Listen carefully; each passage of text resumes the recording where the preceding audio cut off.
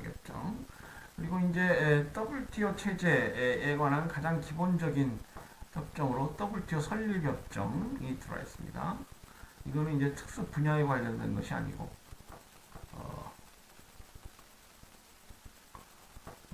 WTO 체제의 기본 원칙이랄지 의사결정 방법, 조직 이런 거에 관련된 제너럴 파트라고 할 수 있겠습니다.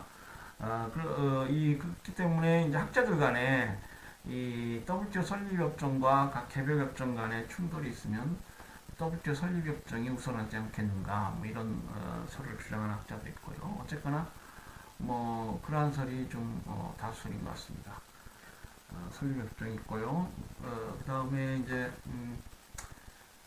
부속서 1B 서비스 무역협정 원어로는 이제 General Agreement on Trade of Service 그래서 GATS General Agreement on Trade of Service GATS라고 불러요. 이게 좀 비슷해. 상품무역협정은 이제 GATT고요.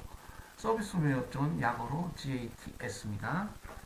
그리고 무역 관련 지적재산권 협정은 뭐 우리가 여행 간다라고 했을 때 트립 이란 말 쓰는데 트립스 협정이라고 부릅니다. 뭐 그런 트립이 아니고요. 약어예요. 트레이드 릴레이티드 무역 관련 인터렉츄얼 프로퍼티 지적재산권 협정이다. 뭐 이런 겁니다. 그러니까 무역 관련 지적재산권 협정 이라는 것에도 알 수 있듯이 이 국제법 우리가 국제기구 관련해서 뭐라고 했어요? 전문성의 원칙. 국제기구는 그 설립 목적 범위 내에서 활동한다. 목적 범위 내에서 우리 국내법 체계상 법인 유사하다. 뭐 이렇게 말씀드렸죠.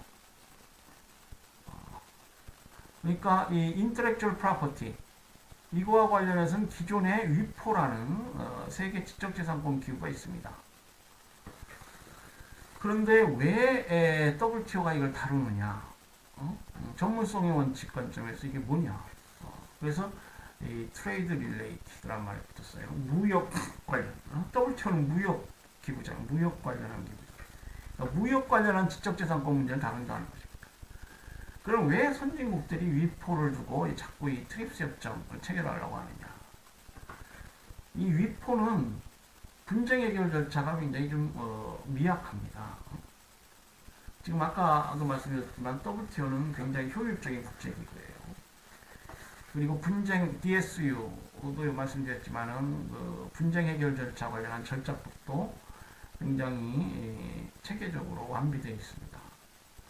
그러니까 이 지적재산권 보호에 관련해서 이 WTO에서 이걸 문제 삼는 것이 훨씬 더 효율적이다 이렇게 본 것이죠. 그래서 트레이드 릴레이티드 인터랙션 무역 관련 지적재산권 분쟁 이게 그 분쟁 해결 제도가 위포에 비해서 WTO가 더 효율적이다 이렇게 보는 것이죠. 그래서 이제 이런 협정을 체결해야 된다 이렇게 이제 강력하게 나왔고요. 그것을 우리가 간접적으로 알 수 있는 게 뭐냐면은 이 트립스 협정은 실체적으로 어떤 권리를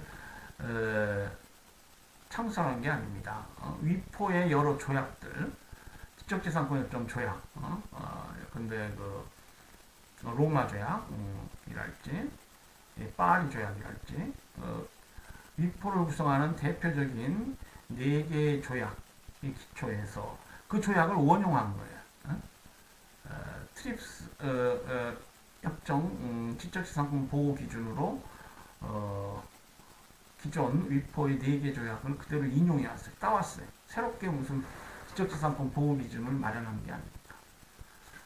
그래서 이제 거기에다가 플러스 그러니까 지적재산권 보호를 WTO 회원국들은 이제 최소한 위포의 기존 협정 수준만큼 보장을 하고 뭐 더 플러스해도 좋다. 더 높은 수준의 보호를 제공할 수는 있다. 그렇지만 더 낮은 수준은 안 된다. 그래서 이제 국제협정 플러스 방식 또는 최소 기준 원칙을 기초해서 이게 만들어진 협정입니다. 예, 그래서 이제 무역 관련 지적재산권 협정이 들어와 있습니다. 그래서 이제 이 WTO는 이 경제라는 것, 이제 국제적으로는 무역이 이제 무역으로 이제 좁혀질 수밖에 없죠. 뭐 부동산 문제랄지 노동 문제, 노동 문제는 ILO가 있죠. 그래서 이 경제라는 게 굉장히 파워풀하기 때문에 앞으로 WTO가 이제 많이 역할할 수 있습니다. 그래서 이제 뭐 WTO를 아직 공부하지 않고 이제 끝날 무렵에 이제 보통 제가 얘기하는 건데 앞으로 신의제, WTO 신통상의제 뭐 이런 말로 우리가 좀 생각해 볼 수 있습니다. 그래서 지금 지적재산권 직접적으로 WTO 주재 영역에 포함이 되지 않지만 무역 관련해서 들어와 있고요. 앞으로 계속 협상을 통해서 발전할 수 있는 물론 이제 무역 관련한 것이죠. 무역 관련 지적재산권 협정처럼 블루라운드라고 하는 거예요. BL 약어로는 BL이라고 하는데 BR 블루라운드. 이 블루는 뭐 청바지를 입고 다닌다. 노동자들이 블루진 뭐 입고 다닌다라고 해서 블루라운드 하면 뭐 화이트 칼라에 대비해서 노동자 계급을 얘기합니다. 그래서 BR 하면은 노동 문제, 무역 관련 노동 문제. 물론 이제 노동 관련해서 아까 그 뭐 지적재산권 관련해서 위포가 있고 노동 관련해서 ILO가 있지만 무역 관련한 노동 문제는 WTO가 다룰 수 있지 않겠느냐. 또 무역 ER 라운드가 있어요. 그럼 Environmental 라운드가 있겠습니다. 무역 관련한 환경 문제. 라운드라는 건 협상이죠. 앞으로 나라들이 모여서 협상해가지고 무역 환경 문제 중 무역 관련한 것은 WTO법으로 만들 수도 있겠다. 그런 것이죠. 자, CR 컴퍼티션 라운드, 경쟁 관련 문제들.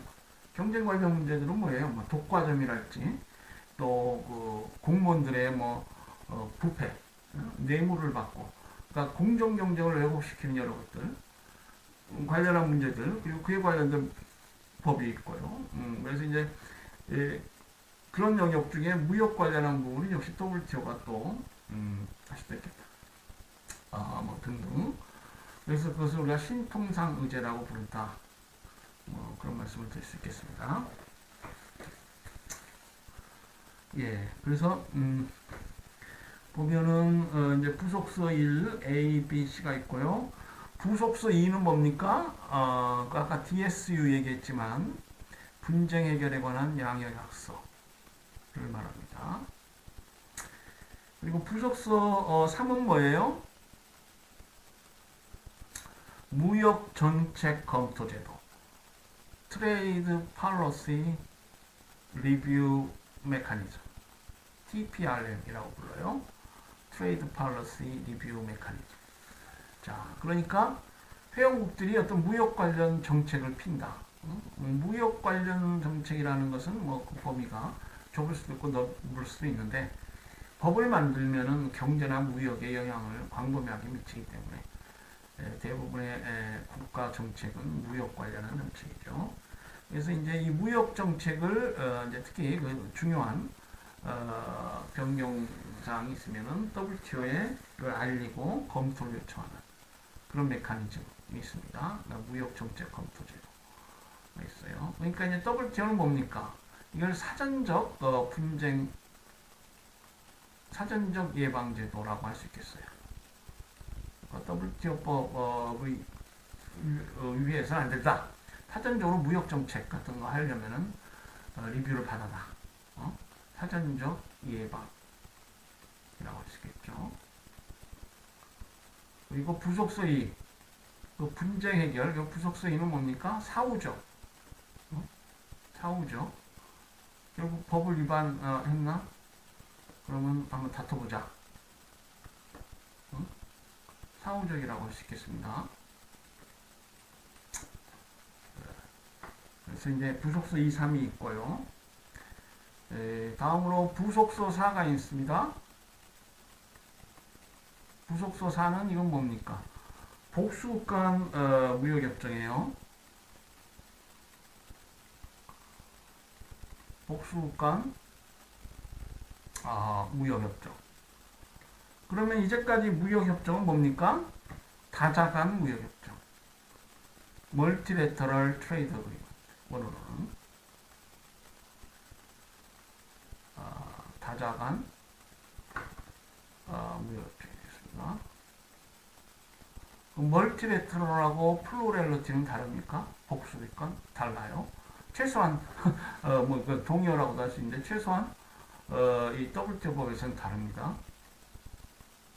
법적으로 달라요. 법적 개념으로 달라요.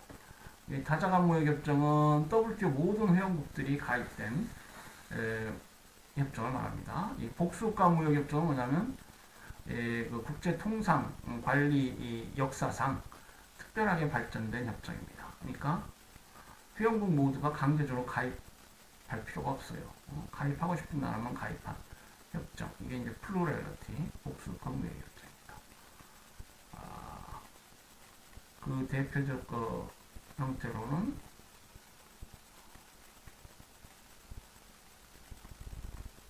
플루렐러티 복수국가 무역협정의 대표적 이것이 민간 항공 협정하고 정부 조달 협정입니다.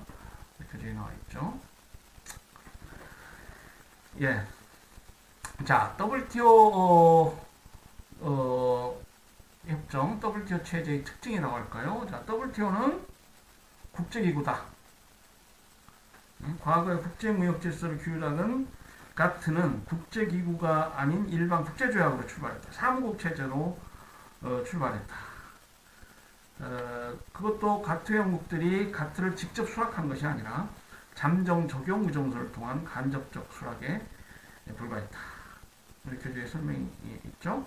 그러니까 이 가트는 결국 회원국에 대한 통제력이 약했고 무역 정책의 수립과 집행에 한계를 갖고 있었고 그랬습니다. 근데 WTO는 그에 비해서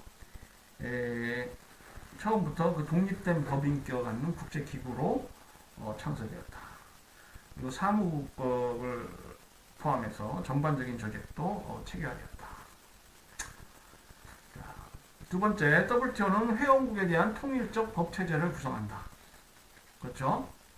아까 그 다자간 무역규범 말씀드렸지만은 이 강제적으로 가입해야 돼요.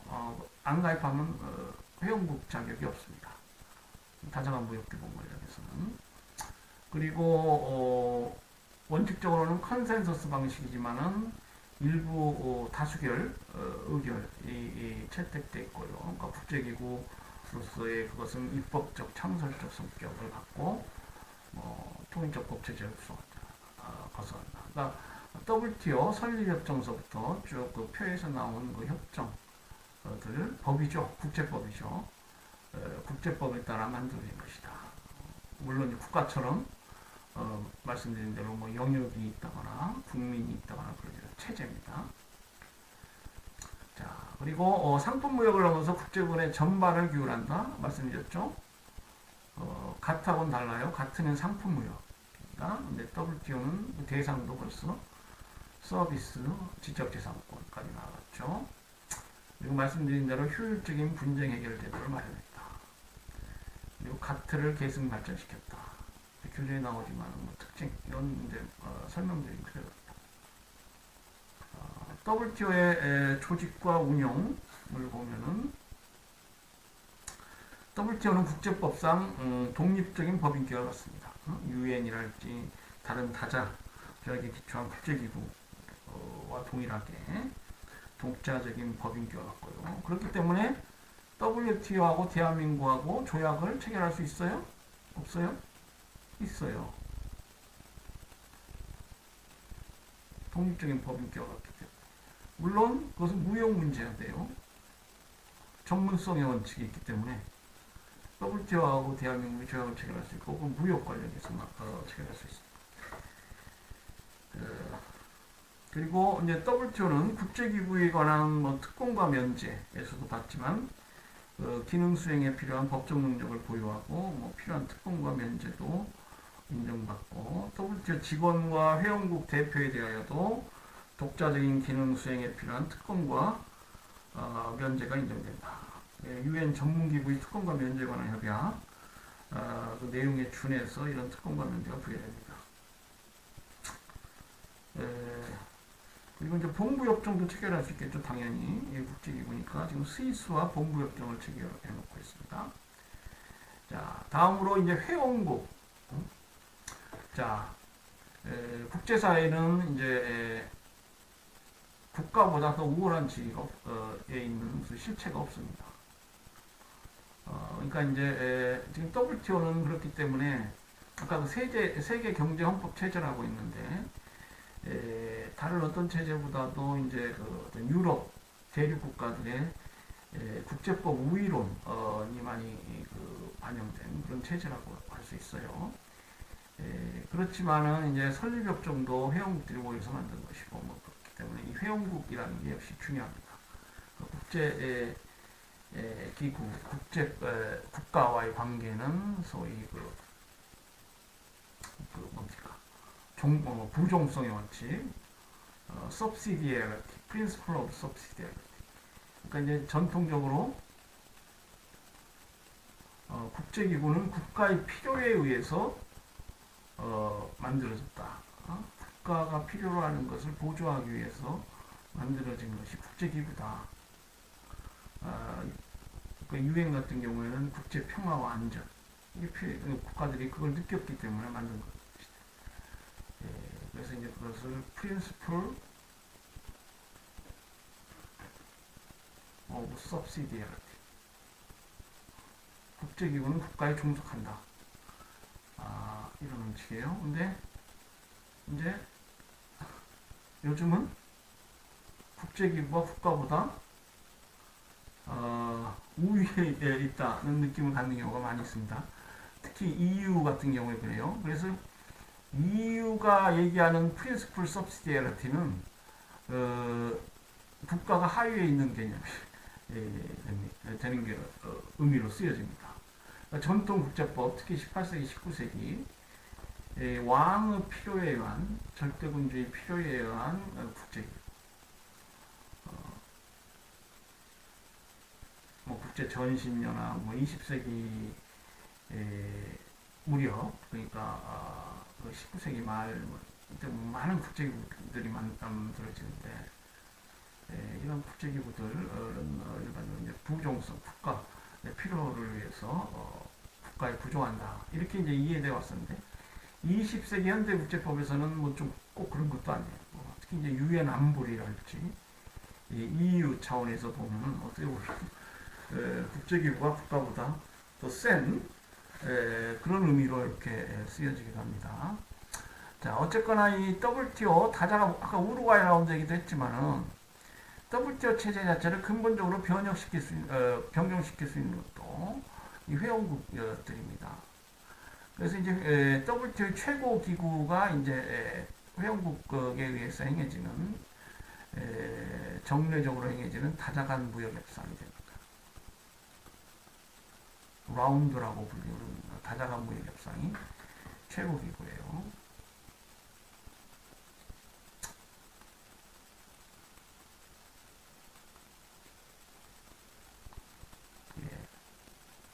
그래서 이제 이 회원국의 부분이 중요하고요. 이제 이것은 이제 비상시적으로 정례적으로 대충 한 2, 3년 뭐긴 경우에는 좀 뭐 더 인터벌이 있습니다만은 어떤 인터벌을 가지고 이제 비상시적으로 이루어집니다. 최고 기구죠. 그렇지만 이제 평상시에는 강요회의가 최고 기구가 되고요.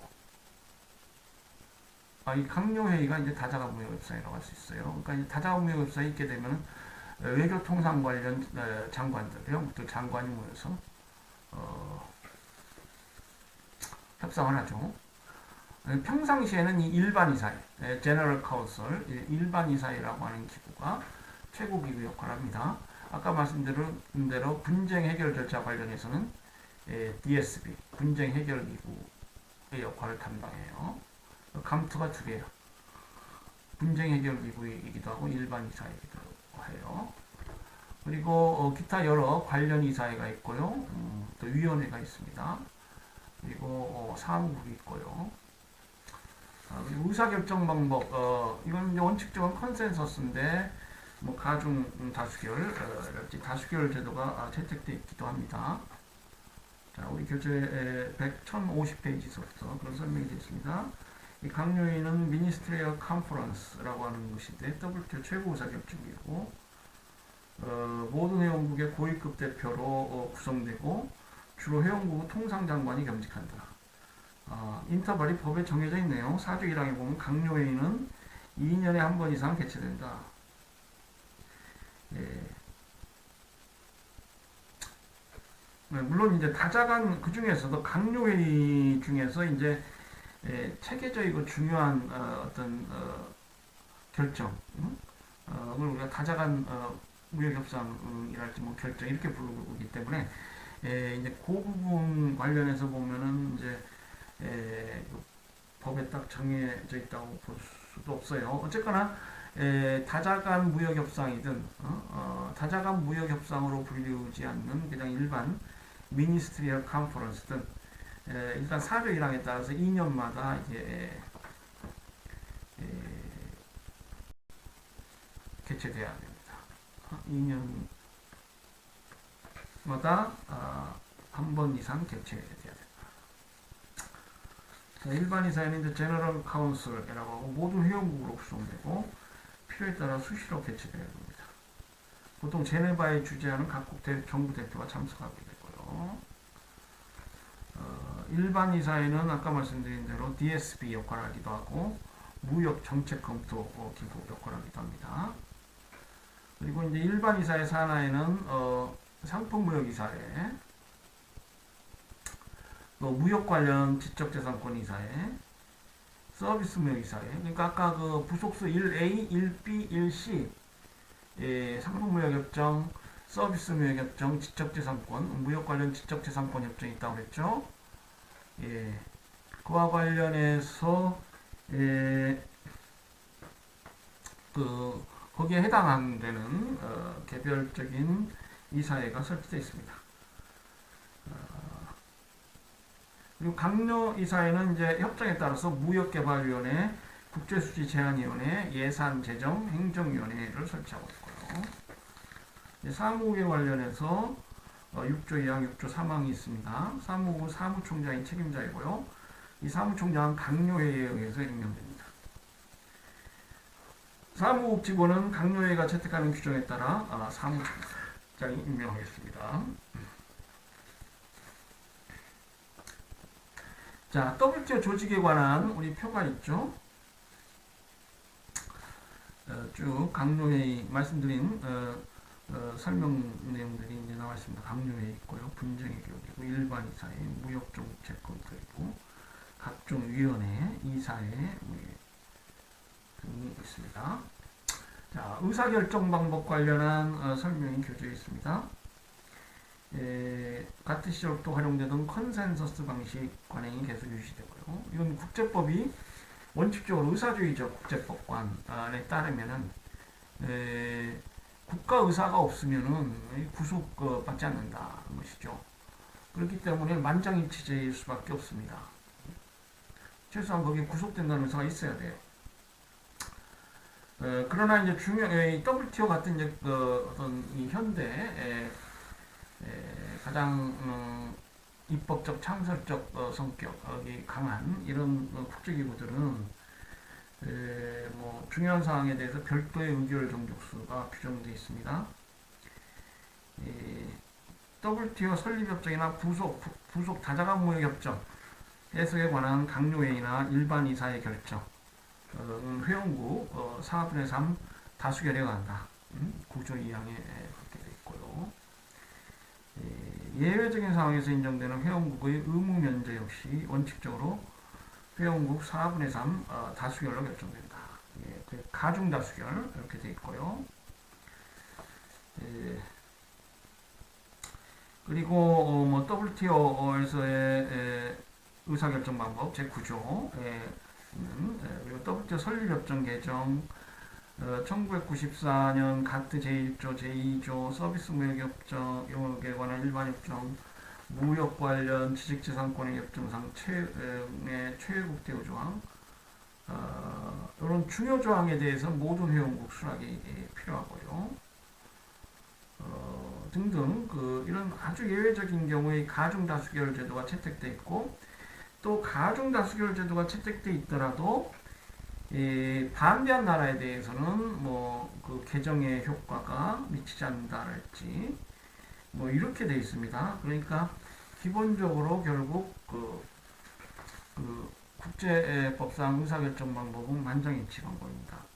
특히 WTO 의사결정 방법은 지금 이 가중 다수결 제도 채택에도 불구하고 대부분 컨센서스로 이루어진 개혁입니다.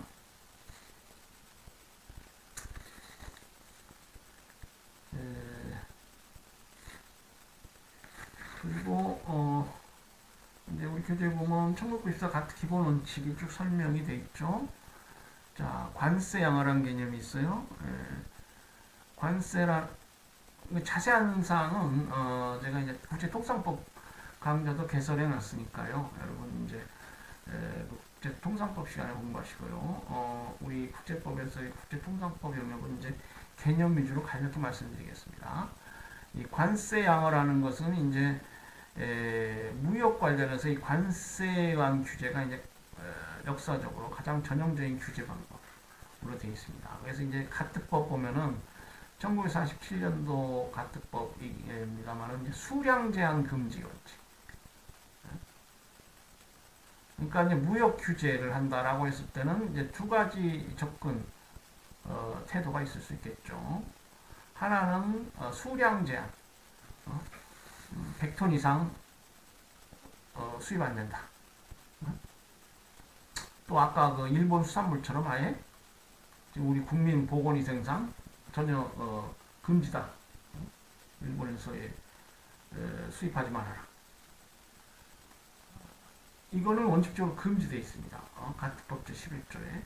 그렇기 때문에 그러면 무역을 규제할 때 국가가 어떻게 하느냐? 관세는 이게 가능해요. 수량 제한을 방식에 한 규제는 안 됩니다. 관세를 통해서 규제하는데, 이 관세의 규제는 이제 물론 이 최애국 대우랄지 내국민 대우 여러 원칙에 따라야 되고요. 미리 관세율을 양호해야 됩니다. 아까 그 WTO 만들어지면서 1994 마라케시 의정서가 부속서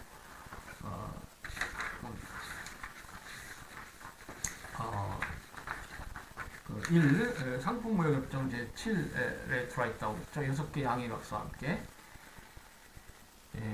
그게 이제 나라들이 품목별로 자국의 관세율을 양호했기 때문에 수만 페이지 돼가지고 WTO 만들어진 들어오고.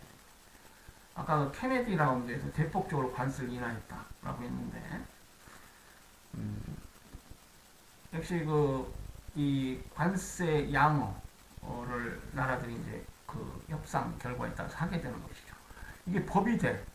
그러니까 이제 우리 대한민국 같으면 여러 상품이 있는데, 국제 상품 분류표가 있어요.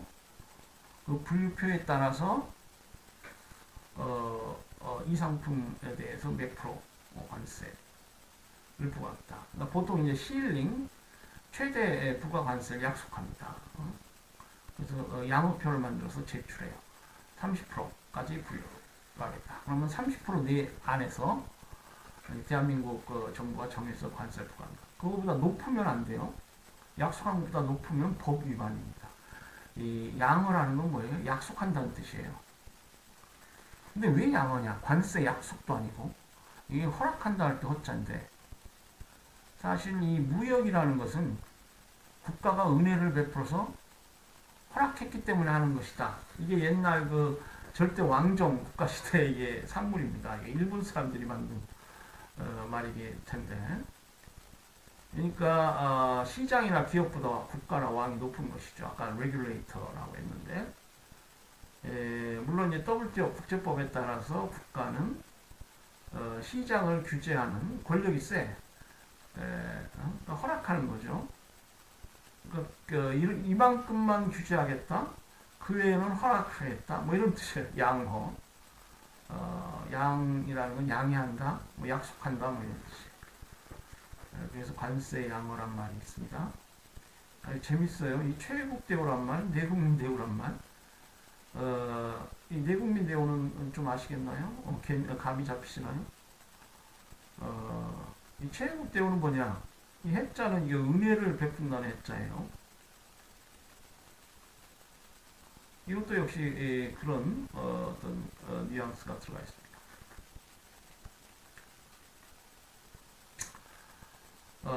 그러니까 최애국이라는 건 뭐냐? 은혜를 가장 많이 베푼 나라. 그러니까 A국이 이제 무역 규제를 한다. 레귤레이터니까. 무역 규제 정책을 한다. 근데 이제 B국, 무슨 C국, D국 뭐 여러 나라들이 있을 거 아니에요. 약간 자동차를 한국에 판매하는 나라가 독일 기업도 있고, 프랑스 기업도 있고, 미국 기업도 있고, 일본 기업도 있겠죠. 예, 그런데 B국에는 은혜를 너무 많이 베풀어. 그래서 관세율도 뭐 20%, 30% 낮은 관세. C국에는 뭐 100%, 150%, D국에는 뭐 80%. 막 이렇게 들쭉날죠. 차별이 되면 이건 차별이죠. 그러니까 이 최애국 대우라는 건 뭐냐? 최해, 은혜를 가장 많이 베푼 나라가 있겠죠. 뭐 관세율이 20%, 제일 은혜를 베푸는 관세율이 낮아야지. 20%를 베푼 나라가 있다? 그러면 다른 나라에도 20% 관세를 부과해야 된다. 차별해서, 그러니까 최애국 대우는 뭐냐? 내국민 대우와 함께 차별하지 말아라. 무차별주의를 얘기합니다. 가트법상 non-discrimination, 무차별주의.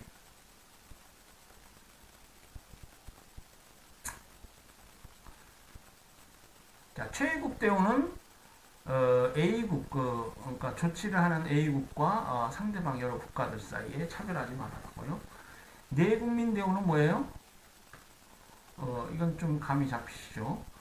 A국 시장에 자국 기업이 있고 A국 시장에 들어온 외국 뭐 B, C, D. 그러니까 이제 내국민 대우는 이제 국내 시장에 들어온 외국 상품과 내국 상품을 차별하지 말라는 것입니다. 이 상품이라는 게 매우 중요해요. 법적 개념으로 product, like product, 동종 상품. 이 동종 상품이라는 개념이 매우 중요합니다. like product. 과거에는 가트법에서는 원어로 영어로 similar merchandise였는데 WTO법에서는 여기 like product로 바뀌었어. like product. 동종 상품을 말하시죠. 그러니까 차별이 있지 말아라. 무차별주의 또는 비차별 원칙. 이것은 이제 동종 상품인 걸 전제로 합니다. 동종 상품, 동종 서비스. 이 자동차하고 술하고 주류하고 뭐 평등하게 대화할 필요가 없죠. 아까 그 관세 양호도 얘기했지만 아마 우리 대한민국 정부가 약속한 것도 뭐 의류나 뭐 이런 그 소비재 하고 고급 그러니까 소비재 중에서도 고급 소비재하고 자동차나 주류 같은 건 좀 고급 소비재만 자동차는 고급 소비재고 주류 같은 거는 좀 이제 정책적으로 그 소비를 막을 그런 필요가 있으니까 뭐 고급이라고 뭐 고급 술도 있지만 고급이라기보다는 관세를 좀 높게 부과한 이유가 이제 술 마시지 말아라 뭐 이런 것이죠. 자동차 같은 건 고급 승용차는 이제 뭐 좀 관세를 많이 부과하고요. 의류 같은 경우는 뭐 대중 서민들이 입는 의류 같은 건 뭐 좀 관세가 적겠죠. 그러니까 이 동종 상품 그런 경우에 다 이 상품이 동종 상품이 아니기 때문에 차별할 수 있습니다. 자동차하고 뭐 의류하고는 차별할 수 있겠죠. 네, 그러니까 중요한 것은 동종 상품, 동종 서비스예요. 그래서 이제 이 최애국 대우와 내국민 대우는 무차별주의, 차별하지 말아라. 그러니까 우리나라 국내법으로 얘기하면 평등. 우리 대한민국 그 대법원 저기 안에 들어가면 저울을 들고 자유와 평등 있잖아요. 우리 그 앞에 법과대학 앞에 동상에도 그게 있잖아요.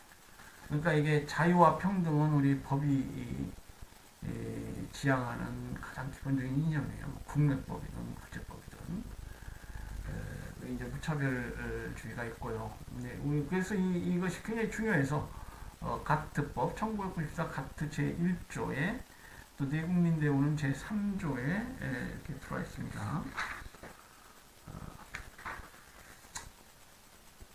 이제 내국민대우는 이제 관세선을 통과해서 최애국대우는 관세선을 통과하지 않은 아직 관세선을 통과하지 않은 외국 상품에 대해서 관세선을 통과하지 않은 외국 상품에 대해서 차별하지 말아라 이런 것이고요. 내국민 대우는 관세선을 통과해서 국내 시장에서 내국 상품과 외국 상품을 차별하지 말아라. 이렇게 되어 있습니다. 그래서 가트법 제1조 최국대우 규정조항을 보면 회원국은 수출입이나 수출입대금 후 국제적 지불에 부과되는 관세나 기타 모든 과징금, 이러한 관세나 과징금 후 부과 방법, 수출과 관련된 규칙이나 절차, 수입품에 대한 직간접적인 모든 내국세나 기타 과징금, 수입품 후 국내 판매, 판매자의 구입, 판매자의 구입, 운송, 배포, 사용에 관한 국내 법규나 요건에 있어서 타국으로부터 수출입 물품에 대해 부여하고 있는 모든 편의, 후의, 특권, 면제를 다른 회원국들과 동종 상품을 수출함에 있어서 수출입함에 있어서 즉시 그리고 무조건적으로 부여해야 한다. 굉장히 어렵게 되어 있습니다. 그러니까 아까 제가 설명드린 그 내용을 한번 상기해 보시면 이해가 되실 텐데, 그러니까 관세, 이제 기본적으로는 관세고요. 관세를 뭐 차별적으로 부과해서는 안 되고, 기타 뭐 여러 가지 규제, 법규 뭐 이런 게 있잖아요. A국에 대해서는 이 규제 법규를 더 엄하게 적용하고, B국에 대해서는 엄하게 좀 약하게 적용하고 이러면 안 된다는 것입니다. 그 외에 무슨 편의, 후의, A국 상품에 대해서는 뭐 특별한 뭐 편의, 후의, 면제, 특권 이런 걸 부여하고 B국은 부여하지 않고 이러면 안 된다는 얘기예요. 자, 내국민 대우 관련한 조항은 이제 3조인데 A국세 또는 기타 과징금, 국내 판매, 판매자의 구매, 수송, 배포, 사용에 영향을 주는 법령과 요건, 일정한 수량이나 비율에 따른 상품의 혼합, 가공 또는 사용을 요구하는 국내적 수량 규제 등은 국내 생산을 보호하기 위해 적용될 수 없다. 그래서 국내 상품을 보호하기 위해서 유리하게 국내적 일정한 수량이나 비율을 국내 상품을 사용하라고 한달지 이래서 안 됩니다. 실제로 그런 사례가 있었어요. 어느 지방자치단체 조례인데 그 학교 급식에 대해서 국내 상품을 일정 비율 사용하라 또는 국내 농산품만을 사용해라 이런 조례가 지방자치단체 조례가 있어서 이것이 유럽 프랑스인가요? 유럽 국가들에게 알려져 가지고 이게 내국민대 원칙 위반이다 해가지고 가트 WTO에 제소되고 우리나라가 패소한 바 있습니다. 직접적으로 이게 일정 비율의 국내 상품을 사용할 것을 법으로 의무화한다. 이런 거 안 되는 것이죠. 우리 가트법 제 3조에 따라서 안 되는 것입니다. 수량 제한 금지 원칙 아까 이제 11조 말씀드렸죠. 그리고 이제 법에 이러한 의무가 있다면은 관세야만 있으면 관세율에 따라서만 부과해라, 차별하지 말아라, 수량을 통해서 무역을 규제하지 말아라. 이런 의무, 이건 의무입니다. 회원국들의 이제 의무죠. 예외 조치는 뭐겠어요? 이런 의무 조항이 있지만 이런 경우에는 예외다. 그런데 아까 그 일본 수산품 관련해서 방사능 물질에 오염된 수산품이 국민 보건상 위해가 크기 때문에 우리 대한민국 정부는 수입을 금지시킨다. 이런 것들은 이제 일반적 예외에 해당이 되겠습니다. 또 이제 안보상의 예외, 국가 안보를 위해서 최애국 대우를 차별한다. 것이죠. 아까 그 보공 수산물 관련해서 뭐예요? 일본 수산품을 차별하는 것 아니에요. 캐나다 수산품하고 동종상품이죠. 수산품이 수산물이라는 동종상품입니다. 이 수산물은 이제 지금 WTO 법상 상품 영역에 해당이 되겠어요. 농산물은 농산물 협정이 따로 있습니다. 수산물 문제는 부속서 1A 부분에 해당할 텐데요. 그러니까 그런 조치들은 일본하고 캐나다 국가의 또 미국과의 이 수산물을 차별하는 게 동종 상품인데 왜 차별하냐? 왜 일본 상품만 수입 금지하냐? 이런 문제가 되는 것이죠. 그건 우리 대한민국 정부는 국민 보건이 생겨서 어쩔 수 없다. 이게 방사능 피해 수산물 일 수가 있다. 방사능에 오염된 과거 그 일본 그 쓰나미로 인해서 방사능이 유출되고 그랬죠. 그 해역에서 잡은 거란 말이에요. 수산물을. 그러면 방사능이 오염될 수 있다. 그래서 이제 이런 구조를 이제 여러분이 가볍게 이해하시면 좋겠습니다. 그러니까 이제 우리 법학 개론 시간에 원칙법, 원칙법이 있으면 예외법이 있죠. 이런 여러 회원국들이 지켜야 될 의무, 이게 이제 원칙법이라고 하면 예외가 있다. 원칙법과 예외법을 여러분이 이해하시면 되겠습니다. 자, 가타 아티클 1 이게 이제 Most Favored Nation, MFNT라고 할 수 있는 것인데 최애국대 원칙입니다. 원어로 한번 볼까요? 아까 복잡한 게 돼 있다 이렇게 얘기했는데 뭐 한국어를 제가 한국어로 된 부분을 읽어드렸습니다만, 자, with respect to custom duties, customs duties라고 하면 이게 관세죠. charges, 과징금, of any kind, 어떤 종류의 관세나 과징금이라도 imposed on or in connection with importation or exportation or imposed on the international transfer payments for imports or exports. 그래서 이제 수출입, importation은 수입이고 exportation은 수출이죠. 그리고 이제 수출입거래가 있으면은 그 대금을 지불할 거 아니에요. 그러니까 수출입거래 그리고 그 대금 지급, international transfer payments. 그 대금 지급에 관해서, 대금 지급에 관해서도 국가가 규제를 많이 하겠죠. 수출입 그 자체도 규제를 하고요. 뭐 대금 지급도 지금 뭐 회원 관련한 법들이 많이 있잖아요. The method levying such duties and charges with respect to 그런 관세나 과징금을 부과하는 방식, 그 관세액 얼마를 부과해야 한다. 이것도 중요하지만 그 방식도 이게 기업들이 아주 복잡한 방식으로 한다거나 하게 되면 기업들이 고통받죠. 그런 문제들, 다 이게 그런 문제들에 관해서 차별하지 말아라 이런 얘기예요. With respect to, 자, with respect to all rules and formalities in connection with importation and exportation. 이 법 규정들 이게 문제예요. 기업들이 이게 재미없어 하는 것이 법 규정이에요. 법 규정이 너무 많아. 수출입거래 관련한 여러 규칙과 법 형식, 법 규정들. And with respect to all matters referred to in paragraphs 2 and 4 of Article 3. Article 3는 이게 내국민대의 원칙이에요. National Treatment.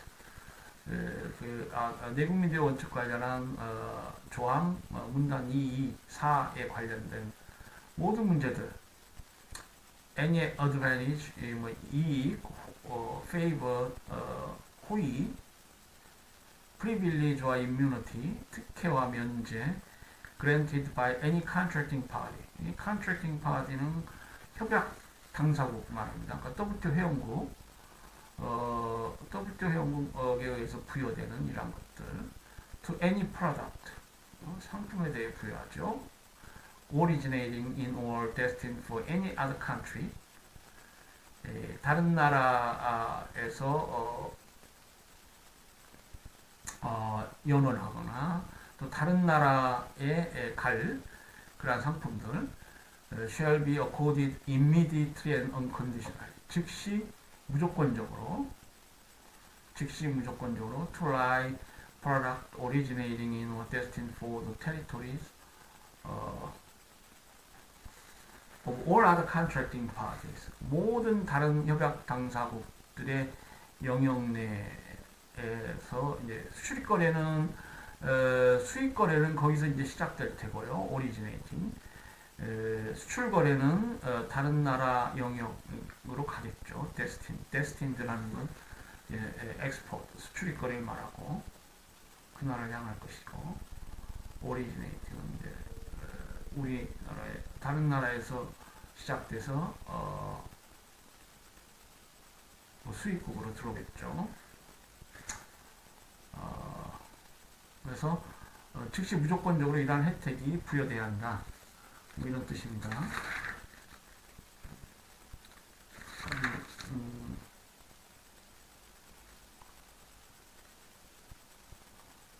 이게 잘못됐죠. like 동종 상품, like예요. like가 아니고 to the like product, 동종 상품에 대해서 차별하지 말아야 된다. 즉시 무조건적으로 똑같이 모든 혜택을 동일하게 해야 한다.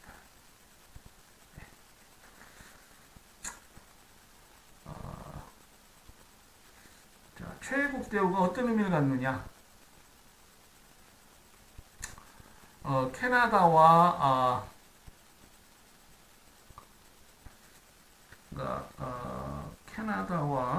재팬 EC, 그러니까 일본 EC면 뭐예요? 유로피언 커뮤니티, 유럽 공동체죠. 그러니까 유럽 공동체하고 일본이 원고가 돼가지고 캐나다를 상대로 제소한 사건인데요. 이 최애국 대우 위반으로 제소되어가지고 캐나다가 패소한 사건입니다. 이 캐나다는 1998년 이 보면은 이제 자동차 관련한 것인데 WTO, AB는 아까 제가 말씀드렸죠. 애플레이트 바디 상소신기구 판정입니다. 2000년도 판례예요. Motor Vehicle Tariff Order, 그 자동차 관세 부과에 관한 법, 명령, 오더하면 이제 명령이 되겠네요. 그럼 명령을 통해서 일정한 조건을 충족하는 자동차 회사에 대한 외국 자동차를 무관세로 수입할 수 있는 혜택을 부여했다. 그러니까 국내 정책적으로 좀 좋은 조건을 만들어서 그 조건을 충족하면은 무관세로 수입할 수 있다. 이렇게 있다는 것이죠. 스페셜 리미션 오더, SRO라고 하는 SRO, 특별 명령이네요. 이 특별 명령을 통해서 자동차 회사가 수입관세 면제 대상 기업으로 선정될 수 있는 요건을 정했다.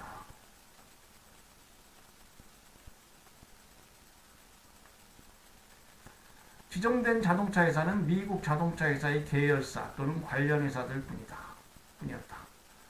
실제로 SRO를 적용해 보니까 미국 자동차 회사만 이렇게 잘 된 거야. 그러니까 이제 재팬, 일본하고 EC가 이제 불만을 갖겠네요. 이들 기업은 주로 미국 본사의 자동차를 무관세로 수입했다. 그러니까 이게 수출입 거래가 있게 되면 이게 사실 다 이렇게 통해요. 그러니까 이게 지금 캐나다 국내법의 혜택을 받는 캐나다 수입상, 미국 본사가 이렇게 다 연결이 되어 있는 거야. 미국의 본사가 있고, 캐나다 뭐 수입상이 있고, 뭐. 그러니까 이게 국내법을 적용해 보니까 그런 회사만 이렇게 혜택을 받아서 무관세로 수입한다.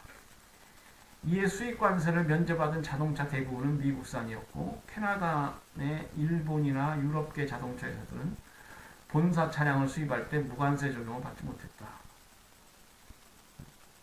이렇게 되면 이제 최애국대우 위반 문제가 발생되니까 그 조건을 어떻게 설정했는지 뭐 더 자세히 봐야 되겠지만은 그 국내법 자체가 결국 이게 사실상의 차별이다.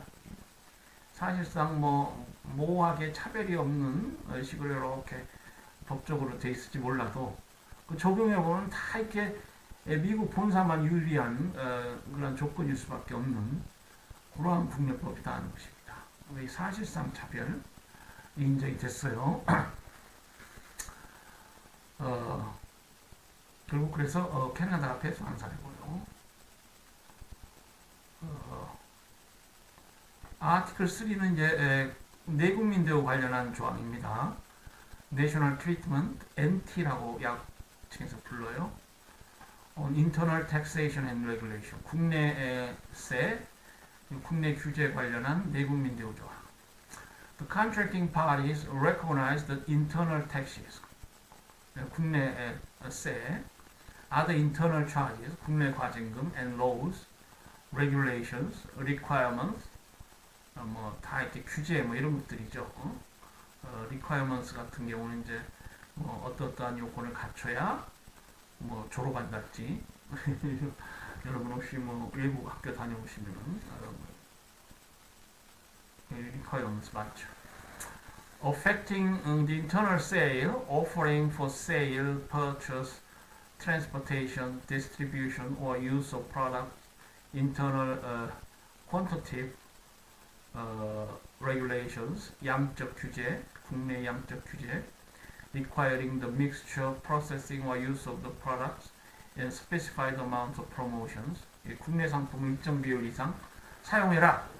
법을 이렇게 정한다. 아까 그 지방자치단체 조례 예를 들었습니다만 그러면 안 된다는 것입니다. Should not be applied to imported or domestic products so as to afford protection to domestic production. 국내 상품에 대해서 보호, 그러니까 국내 상품을 보호하기 위해서 그런 조치들이 행해져서는 안 된다. 내국민 대우를 해야 된다. 3조에 이렇게 되어 있습니다. WTO AB 그 항소기구 2001년도 사건인데요. 우리 한국 관련한 쇠고기 분쟁 사건입니다. 내국민 대우가 어떤 의미냐? 우리나라가 아마 패소한 사건일 겁니다. 한국 정부가 이 국내산 한우가 너무 맛있고 그러니까 외국 쇠고기를 차별했어요. 자, 국내 그 시장에서 자유 경쟁을 하면은 뭐 외국 쇠고기가 맛이 없어서 자연스럽게 잘 소비가 안 될 것 같은데 무슨 국내적으로 조치를 했어. 자, 볼까요? 1988년부터 외국 쇠고기를 수입했는데 1990년부터는 그 이전까지는 외국 쇠고기를 수입하지도 않았어요. 우리 농가를 보호한다고 해서 1990년부터는 국산 쇠고기와 외국산 쇠고기 판매업자를 구분해서 각기 국산 또는 외국산만을 팔게 했다. 자, 외국 쇠고기를 수입하지 않으면 WTO법 위반입니다. 시장에서 자유롭게 경쟁할 수 있게 해야 돼요. 그럼 이게 어떻게 가능했느냐, 가능한가? 지금 이 쇠고기 분쟁 과정에서도 우리 국내 대한민국 정부가 이게 항변사항으로 제출한 것인데, 그 뭡니까? 국제수지 보호를 위해서 예외적으로 수출입 규제를 할 수 있어요. 국제수지 보호에 관한 그런 특별 양이 있습니다. 그걸 법적 근거로 해서 이제 주장을 했는데 결국 이 사례에서는 패소했어요. 지금 대부분의 기존 정육점은 국산 쇠고기 판매를 선택했다. 그러니까 국산과 외국산 쇠고기 판매업자를 구분해서 팔게 한 것이죠. 자, 1977년 말 외환위기 이후 외국산 쇠고기 수입이 급감하자 미국과 호주 등 수출국들은 한국 정부에게 쇠고기 수입을 늘릴 수 있는 적극적 조치를 요구했다. 그래서 협상이 실패하자 이들 국가는 분쟁 해결을 위한 패널 설치를 요구했고 이들은 한국어 쇠고기 수입 물량 제한, 수입 쇠고기 전문 판매업자 제도, 수입 쇠고기에 대한 부과금 제도, 뭐 이런 여러 우리 수입 쇠고기 국내산 한우에 관한 여러 국내 조치들 이것들이 WTO법 가특법 위반이다 라고 해서 제소를 했어요. 다음은 그중 한국에 그러니까 이제 그 중에서 그 주장 중 수입 쇠고기 전문 판매 제도 이것이 내국민대 원칙에 위반되느냐에 대한 판단 부분이 지금 우리 교재에 나와 있죠.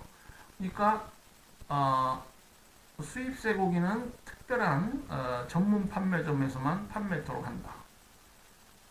한우산 쇠고기는 모든 판매점에서 자유롭게 판매할 수 있다. 패널과 상소기구는 이것이 내국민대 원칙 위반이라고 봤습니다. 그러니까 쇠고기 구분 판매 제도인데요. 뭐 구분 판매가 어떠냐? 외국산 쇠고기하고 국내산 쇠고기를 나눠서 판매점을 달려서 판매하자. 어떠냐? 이렇게 주장할 수도 있지만 상소기구가 보기에는 이러한 쇠고기 구분 판매 제도가 수입산에 대한 경쟁 기회를 감소시켜 차별적 대우를 가져올 수 있다. 이렇게 봤다는 것이죠. 네. 자, 그 뒷부분이 있는데요. 조금 쉬었다가 계속 하도록 하겠습니다. 감사합니다.